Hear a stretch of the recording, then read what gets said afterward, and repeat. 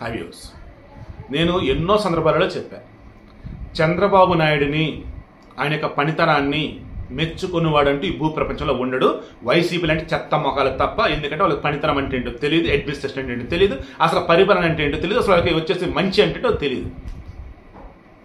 So విషయం ఏంటి, ఈరోజు సుమన్ అండి ఆంధ్రప్రదేశ్లో తిరుపతిలో తిరుచెన్నూరు పద్మవారి అమ్మవారి టెంపుల్కి వెళ్ళున్నారు.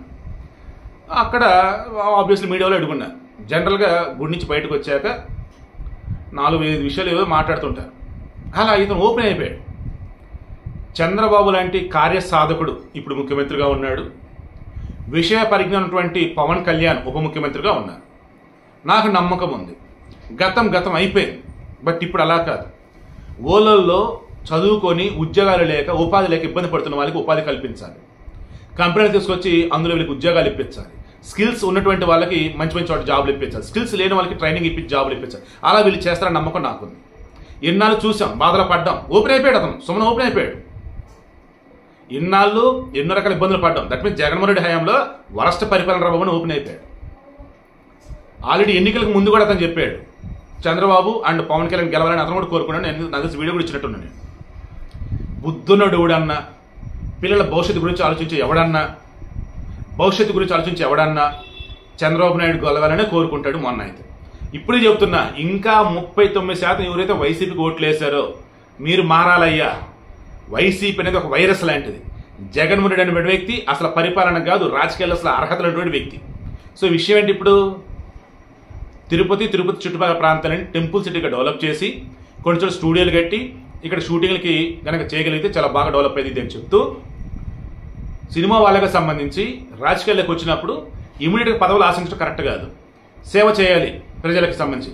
రాజకీయాల్లో ఉన్నాం కాబట్టి ఆ పార్టీకి పనిచేయాలి. బట్ ఏదో ఒక రోజు గుర్తింపు వచ్చేది, ఏదో ఒక రోజు పదవి అనేది వచ్చేది. అప్పటికప్పుడు అంటే కష్టం అని ఇండైరెక్ట్గా అలీని ఇది చేస్తానంటే నాకు అనిపించింది. ఎందుకంటే 2019లో అలీ వైసీపీలో జాయిన్ అయ్యాడు, ఇప్పుడు బయటకు వచ్చాడు.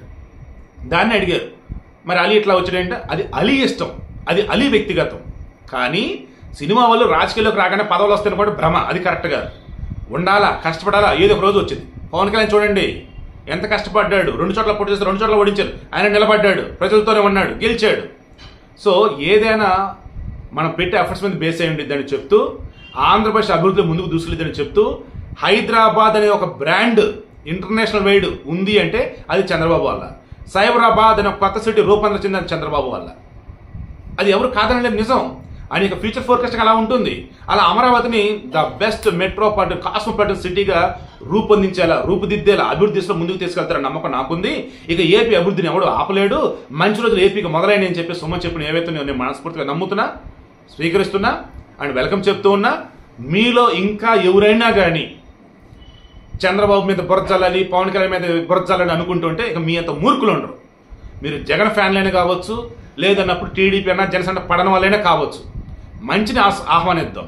అండ్ మెయిన్గా ఇక్కడ నేను చెప్తున్నది, ఇంకా వైసీపీ జగన్ అని మీరు కనుక బ్రెయిన్లో ఉంచుకుంటే ఇక చేతులారా మీ బ్రెయిన్ అంతా కూడా ఇక చదలబట్టినట్టు అయిపోయింది. మీరు ఇక పిచ్చెక్కినట్టుగా అయిపోతారు.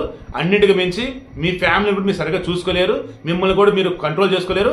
ఓవరాల్గా నేనేమంటున్నాను, ఆ వైసీపీ ఆ జగన్ అనే ఒక వైరస్ అండ్ పరిపాలన అర్హత అయినటువంటి మనుషుల వల్ల మిమ్మల్ని మీరు కూడా చాలా నెగిటివ్లోకి పట్టుకెళ్ళిపోతారు.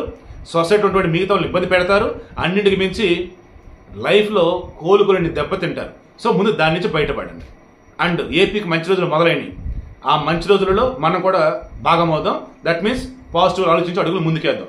ఇన్కేస్ తప్పులు ఉన్నాయి అనుకోండి, ఎత్తి చూపుదాం, క్వశ్చన్ చేద్దాం. అంతే తప్ప జగన్లాగా సొల్లు కబుర్లు చెప్తూ, వైసీపీలకు భజన చేస్తూ, బట్టలు నొక్కడమే అభివృద్ధి అని చెప్పేసి పిచ్చ కబుర్లు అయితే మనం చెప్పం. ఉండదా, మాట్లాడుకుందాం.